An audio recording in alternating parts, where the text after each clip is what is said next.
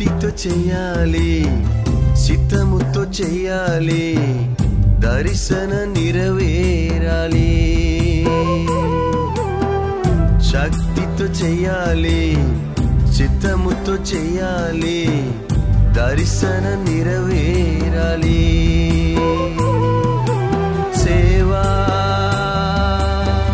యేసుని సేవా, సేవా యేసుని సేవా. శక్తితో చెయ్యాలి, చిత్తముతో చెయ్యాలి, దర్శన నెరవేరాలి.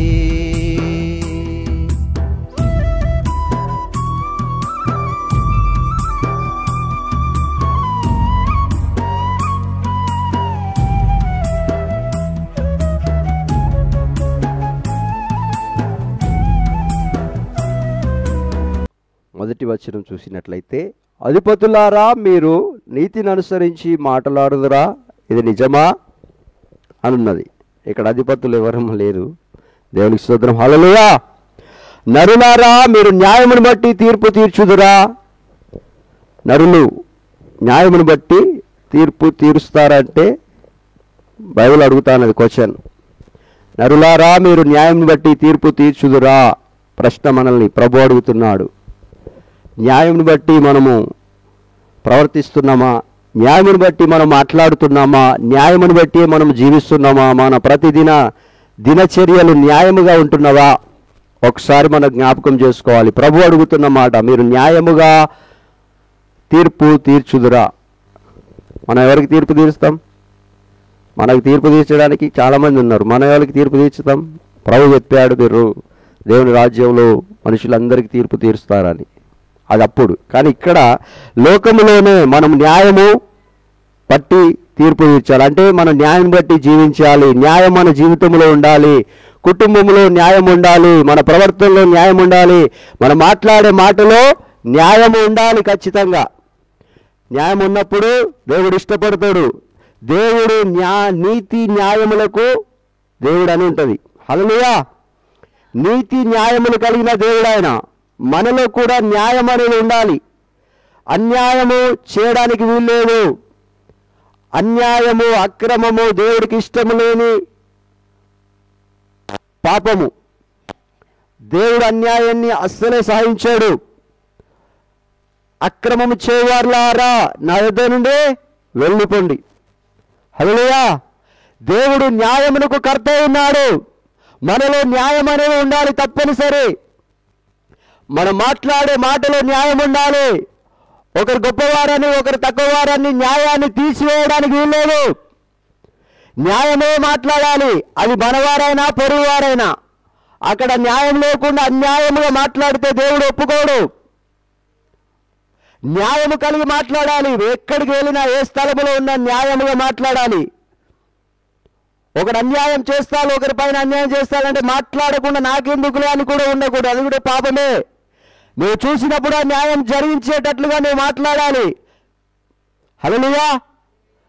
మన ఇంట్లో న్యాయం ఉండాలి, మనలో న్యాయం ఉండాలి. పొరుగువారి ఎదుట కూడా న్యాయమేగా ప్రవర్తించాలి. మీలో న్యాయం ఉన్నదా అని అంటున్నాడు ప్రభు. మనలో న్యాయము తప్పనిసరిగా ఉండాలి. అప్పుడే ఆయన పిల్లలుగా మార్చబడతాం. ఇది యెహోవా గుమ్మము, ఇందులో నీతిమంతులు మాత్రమే ప్రవేశిస్తారు అంటారు. నీతిమంతులు ఎలా మార్చబడతాం? న్యాయంగా ప్రవర్తించినప్పుడు మాత్రమే. యేసు రక్తములో కడగబడిన వారు, విశ్వాసం చేత నిలబడిన వారు నీతిమంతులు. న్యాయము కూడా అందులో ఒక భాగము. న్యాయము తప్పనిసరిగా ఉండాలి. మాటల్లో, నడవడిలో, ప్రతి విషయంలో మనకు న్యాయం ఉండాలి. ఇచ్చుకునే విషయంలో, తీసుకునే విషయంలో అన్యాయం చేయడానికి వీల్లేదు. ఎక్కడైనా ఒక 100 రూపాయలు వస్తువు ఒక 50 రూపాయలకి ఇస్తాను అంటే అక్కడ అన్యాయమే. అయ్యో 50 రూపాయలకి వచ్చేసింది కానీ తీసుకున్నామంటే అది అన్యాయమే. సామెతలో ఏముందంటే, తగిన దానికన్నా తక్కువగా ఇచ్చి దరిద్రులైన వారు ఉన్నారా అంటాడు ప్రభు. అంటే తగిన దానికి మనం ఖచ్చితంగా ఇవ్వాలి. అది ఎంత విలువ గలదో అంత డబ్బు చెల్లించాల్సిందే. అంత డబ్బు తప్పనిసరి ఇవ్వాలి మనం. ఆయన ఇచ్చాడు కదా అని అంటే ఆయన అవసరత ఎలాగున్నదో, ఆయన అక్కర ఎలాగున్నదో, 100 రూపాయల వస్తువు 50 రూపాయలకు అమ్మిండు అంటే ఏదో అత్యవసరమైన పరిస్థితుల్లో తప్ప అట్లాంటి పని చేయలేరు ఎవరు. చేస్తున్నాడని మనం అన్యాయంగా తీసుకోవడానికి వీల్లేదు. అది దేవుడు న్యాయమునకు కర్త, న్యాయం మనలో ఉండాలి తప్పనిసరి. దొరికిన వస్తువు తీసుకోవడానికి వీల్లేదు, అది నీ వస్తువు కాదు. అతడు కష్టము చేసి సంపాదించి తన రక్తమును చెమటగా మార్చి సంపాదించిన వస్తువు, డబ్బు ఏదైనా సరే తీసుకోవడానికి వీల్లేదు. అది అన్యాయం, అక్రమం. అది మనలో న్యాయము తప్పనిసరిగా ఉండాలి. మనలో హల్లెలూయా, న్యాయముగా మనం ప్రవర్తించాలి, న్యాయముగానే జీవించాలి, న్యాయముగానే మాట్లాడాలి. తక్కువ వారని, జ్ఞానం లేదని, డబ్బు లేదని వారిని తక్కువగా ఎక్కడ మనం మాట్లాడడానికి వీల్లేదు. వారి దగ్గర న్యాయం ఉన్నట్లయితే న్యాయమే మాట్లాడాలి. గొప్ప ధనవంతుడు ఉన్నప్పుడు అతడు అన్యాయం చేస్తున్నప్పుడు మనం అన్యాయం చేస్తున్నాడని చెప్పాలి. న్యాయం తప్పిపోకుండా మనల్ని మనము కాపాడుకోవాలి. అది ఈ లోకంలో జరిగే న్యాయము. హృదయ అంతరంగంలో ఒక న్యాయం అనేది ఉంటుంది, నీతి యథార్థతలు అనేది ఉంటుంది. పైకి భక్తి వలె కనబడుతూ లోపల క్రూరత్వము కలిగి, ద్వేషము కలిగి, కోపము కలిగి, అపనమ్మకం కలిగి ప్రవర్తిస్తే అది అన్యాయం. న్యాయం మన హృదయంలో ఉండాలి, నిలిచి ఉండాలి, మన మనస్సులలో నిలిచి ఉండాలి. న్యాయం ఉన్నప్పుడే మనం సరిగ్గా దేవుని ఎదుట నిలబడగలుగుతాం, దేవుని సన్నిధిలో నిజముగా మొరపెట్టగలుగుతాం, ప్రార్థించగలుగుతాం, సహాయాన్ని పొందుకోగలుగుతాం. ఎప్పుడు మనము న్యాయముగా ప్రవర్తించినప్పుడు. యోబు నీతి న్యాయములు కలిగిన వాడు, యథార్థవంతుడు, చెడుతనాన్ని విసరించిన వాడు. ఆయన నమ్మకం ఏంటి తెలుసా? నేను యథార్థంగా జీవించాను, న్యాయముగా ప్రవర్తించాను, ఎవరికి అన్యాయం చేయలే, ఏ పిల్లలకు అన్యాయం చేయలే, ఏ కుటుంబానికి అన్యాయం చేయలే, ఏ వ్యక్తికి అన్యాయం చేయలే, నా దగ్గర పనిచేసిన వ్యక్తికి అన్యాయం చేయలే, దరిద్రుడు నా కంటబడినప్పుడు వారికి సహాయం చేశాను. ఆయన చెప్తా అంటాడు అన్నమాట. ఎందుకు అనంటే ఆయన న్యాయము కలిగి ప్రవర్తించుడు. దాన్ని బట్టి ఏమైందంటే ఒకానొక సమయం వచ్చినప్పుడు ఆయన కష్టాలు కన్నీళ్ళ మధ్య వెళ్తున్నప్పుడు దేవుడు అవన్నీ జ్ఞాపకం చేసుకున్నాడు. హల్లెలూయా. ఒక్క ఆశీర్వాదం రెండంతలుగా మార్చబడ్డది. కారణం ఏంటంటే అతడు నీతి న్యాయములు కలిగిన వాడు. నీతి న్యాయములు మనలో ఉన్నట్లయితే దేవుడు తప్పక మనల్ని జ్ఞాపకం చేసుకుంటాడు. హల్లెలూయా, మనల్ని జ్ఞాపకం చేసుకుంటాడు. షద్రక్, మేషక్, అబేద్నెగో, దానియేలు ఆ దేశము కాని దేశములో, భాష కాని భాషల మధ్య, ప్రజల మధ్య నివాసం చేస్తున్నప్పుడు వారు చేసినట్లు వారు అన్యాయం చేయలే. అక్కడున్న అధిపతులకు ఎందుకు వీరిపై కోపం వచ్చింది తెలుసా? వీరు న్యాయముగా ప్రవర్తించారు. ఏ ఒక్క రూపాయి కూడా తీసుకోవడానికి ఇష్టపడలే. అన్యాయంగా సంపాదించుకోవచ్చు, వాళ్ళు ఎంతో అయినా సంపాదించవచ్చు. ఎందుకంటే రాజు వారికి సమస్తమైన వాటిపైన అధికారం ఇచ్చేసింది. హల్లెలూయా. వారెంత డబ్బైనా సంపాదించవచ్చు, ఎలాగైనా జీవించవచ్చు, అడిగేవారు లేరు. అంత నమ్మకస్తుగా మార్చబడ్డారు. కానీ న్యాయమును తప్పలేవారు, న్యాయమును విడిచిపెట్టలే. దేవుడు చూస్తున్నాడు. దేవుడు నీతి న్యాయములు కలిగిన వాడని వారు ఏం చేస్తారంటే న్యాయముగా ప్రవర్తించారు, అన్యాయం ఎక్కడ చేయలే. దానిని బట్టి అక్కడున్న అధిపతులు కానీ అధికారులు కానీ వారిపైన అసూయపడి వారిని అగ్నిలో వేయించారు, దానియేలును సింహాల బోనులో ఉంచారు. న్యాయంగా ప్రవర్తించినప్పుడు కొన్ని అన్యాయాలు ఎదుర్కోవాల్సి వస్తుంది, కొన్ని మాటలు వస్తాయి, కొన్ని నిందలు వస్తాయి, కొంతమంది అవసరమైతే కొట్టడానికి వస్తారు, తిట్టడానికి, అవమానపరచడానికి, ఏలన చేయడానికి వస్తారు. భయపడవలసిన అవసరం లేదు. నీతి న్యాయములు కలిగి ఉంటే ఒకానొక రోజు వస్తుంది. దేవుడు న్యాయములకు కర్త కాబట్టి న్యాయమే చేస్తాడు. హల్లెలూయా. ఆయన న్యాయములకు కర్త కాబట్టి న్యాయం జరిగిస్తాడు. కొంతకాలము కష్టం అనిపించచ్చు, కొంతకాలం నష్టం అనిపించచ్చు. దేవుడు న్యాయము చేసే దేవుడు కాబట్టి మనం న్యాయంగానే జీవించాలి. మన హృదయంలో న్యాయం ఉండాలి, అంతరంగంలో న్యాయం ఉండాలి, మన జీవితంలో న్యాయం ఉండాలి. న్యాయం తప్పి మనము ఉండకూడదు. అలాగే చూసినట్లయితే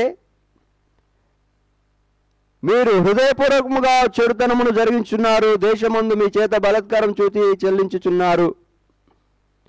తల్లి కడుపున పుట్టినది మొదలుకొని భక్తిహీనులు విపరీత బుద్ధి కలిగి ఉందురు, పుట్టిన తోడని అబద్ధములాడుచు తప్పిపోదురు. హల్లెలూయా. హృదయపూర్వకంగా పాపం చేస్తారంట. వీళ్ళు ఎవరు? అన్యులు కాదు, దేవుని ఎరగని వారు కాదు, దేవుని ఎరిగిన వారే ప్రభు మాట్లాడుతున్నాడు. హృదయపూర్వకంగా చెడుతనము. హృదయములు అంటే పైకి మనం మందిరానికి వచ్చినా, దేవుళ్ళో నివసిస్తున్నా, ప్రార్థన చేస్తున్నా, పాటలు పాడుతున్నా, వాక్యం వింటున్నా, బైబిల్ చదువుతున్నా, సహవాసం చేస్తున్నా, చెడుతనం మీద ఇష్టము కలిగి ఉంటారు. పైకి భక్తి కనబడవచ్చు, కానీ లోపల అంతరంగములు పాపం పైన ఉంటా ఉంటుంది కొంతమందికి. అలా ఉండకూడదు అని వాక్యం చెప్తా అన్నది. హృదయపూర్వకంగా చెడుతనం జరిగిస్తారంట. హృదయపూర్వకంగా, ఇష్టం, సంతోషంగా. అలా చేస్తే పాపానికి ఇక బలి లేదంటాడు పేతురు. హల్లెలూయా. పాపాన్ని మనం విడిచిపెట్టే వారముగా ఉండాలి. తల్లి కడుపున పుట్టినది మొదలుకొని భక్తిహీనులు విపరీత బుద్ధి కలిగి ఉందరు. అంటే మనకి ఈ బుద్ధి ఎక్కడ ఉన్నదంటే మన తల్లిదండ్రుల నుండే వచ్చిందంట. హల్లెలూయా. ఏ బుద్ధి ఉంటుంది? దేవుడు అంటే భయం ఉండదు, భక్తి ఉండదు, ప్రార్థన ఉండదు, విశ్వాసం ఉండదు. తెలిసినా కూడా మాటకు లోబడడం కష్టంగా ఉంటుంది. భార్య భర్త లోబడడం కష్టంగా ఉంటుంది. భర్త భార్యను ప్రేమించడం కష్టంగా ఉంటుంది. పిల్లలు తల్లిదండ్రులు ప్రేమించడం కష్టంగా ఉంటుంది. ఇవి విపరీతమైన బుద్ధి, సరి అయిన బుద్ధి కాదు, మంచి బుద్ధి కాదు. ఇది ఎక్కడి నుండి వచ్చిందంటే మన తల్లిదండ్రులలో నుండే వచ్చింది. అక్కడ నుండి అక్కడికి వెళ్తే చివరికి వెళ్తే ఆదాము దగ్గరికి వెళ్తుంది. దేవుడికే లోబడలే. అక్కడ ఈ పండు తినద్దు అని చెప్పిన ఆదాము తిన్నాడు. అక్కడ దేవునికి విరోధంగా పాపం చేసింది, అభినయులుగా మార్చబడ్డారు. అదే స్వభావం మనలోకి వచ్చేసింది. అలాగే పుట్టిన తోడనే మొదలుకొని భక్తిహీనులు విపరీత బుద్ధి కలిగి ఉంటారు. పుట్టిన తోడనే అబద్ధములు ఆడుచు తప్పిపోతారు. ఒక్క అబద్ధం ఆడినా దేవుని సన్నిధిలో నుండి తప్పిపోతాం. ఒక్క అబద్ధం అంటే రోజుకి ఎన్ని అబద్ధాలు ఆడుతా ఉంటాం ఇంకా మనకి జ్ఞాపకం చేసుకోవాలి. పని స్థలములో, ఉద్యోగ స్థలములో, ఇంట్లో, సమాజంలో ఎన్ని అబద్ధాలు. నిజం మాట్లాడడానికి కష్టమవుతా ఉంటుంది, కానీ నిజమే మాట్లాడాలి, నిజమే చెప్పాలి. అబద్ధం ఆడడానికి వీల్లేదు. హల్లెలూయా. వారి విషము నాగుపాము వంటి విషము వంటిది. మాంత్రికులు ఎంత నేర్పిగా మంత్రించినను వారి స్వరము తమకు వినపడకున్నట్లు చెవి మూసుకున్నట్టు చెవిటి పాము వలె వారు ఉన్నారు. హల్లెలూయా. కొంతమందికి ఎంత వాక్యము మనం వింటున్నా లోబడని స్థితి వస్తూ ఉంటుంది. కొన్నిసార్లు లోబడరు, విధేయత చూపరు. కారణం ఏంటంటే చెవిటి పాము వలె వారి చెవులు మూసుకున్నారు. సామెతల గ్రంథంలో ఏముండదంటే ధర్మశాస్త్రమును బోధించినప్పుడు, అంటే వాక్యమును ధర్మశాస్త్రం వినకూడనట్లు వారి చెవి మూసుకున్నారు కాబట్టి వారి ప్రార్థన వినపడదు అంటాడు. చెవులు మూసుకోవడం అంటే తిరస్కరించడం. నాకు అవసరం లేదు, నాకు అక్కరలేదు. చెవులు మూసుకోవడానికి కాదు, చెవులు ఇచ్చింది దేవుని వాక్యం విని లోబడడానికి, మన ఆత్మను బలపరుచుకోవడానికి. మనం శరీరం బలంగా ఉండాలంటే ఆహారం భుజిస్తాం, మరి ఆత్మ బలంగా ఉండాలంటే ఎలా? వాక్యం ఎలా వెళ్తుంది హృదయంలోకి అని అంటే వినడం ద్వారా. దేవుని వాక్యం వినాలి, చెవిటి పాముల వల్ల ఉండకూడదు, లోబడాలి, వాక్యమునకు విధేయత చూపాలి. అట్లాగే చూసినట్లయితే యెహోవా కొదమ సింహముల కొర్రలను ఊరగొట్టుము, పారు నీళ్ల వల్లే వారు గతించిపోదురు. అతడు తన భారములు సంధింపగా అవి తునాదునుకలైపోవును. వారు కరిగిపోయిన నత్త వలె నుందురు, సూర్యుని చూడ గర్భస్రావం వలె నుందురు. హల్లెలూయా. ఇవన్నీ చూస్తే భక్తిహీనుడు గురించి ఎలా ఉంటారు, ఎలా జీవిస్తున్నారు, వారు ఎలా, వాళ్ళ ప్రవర్తన ఏంటి అని ఇదంతా ఉంటుంది. చివరికి ఏమంటాడంటే 11వ వచనంలో, కావున నిశ్చయముగా నీతిమంతులకు ఫలము కలుగుననియో, నిశ్చయముగా న్యాయము తీర్చు దేవుడు లోకములో ఉన్నాడనియో మనుషులు ఒప్పుకుందరు. మనము నీతి న్యాయములు యథార్థత కలిగి జీవిస్తే తప్పక దేవుడు మనకి మేలు చేస్తాడు. అంటే మనం నీతిమంతుల ఆ గుంపులోకి వెళ్ళిపోతాం. అప్పుడు ఏం జరుగుతుంది అంటే వారికి ఫలము కలుగును, నిశ్చయముగా ఫలము కలుగుతుంది. అంటే మేలు తప్పక జరుగుతుంది. మనం న్యాయముగా ప్రవర్తించాలి, న్యాయముగా మాట్లాడాలి, న్యాయముగా జీవించాలి, దేవుణ్ణి గణపరుస్తూ ఉండాలి. అప్పుడు మనం తప్పక దేవుడు మేలు చేస్తాడు. నిశ్చయముగా న్యాయం తీర్చు దేవుడు లోకంలో ఉన్నాడని మనుషులందరూ కూడా ఒప్పుకుంటారంట.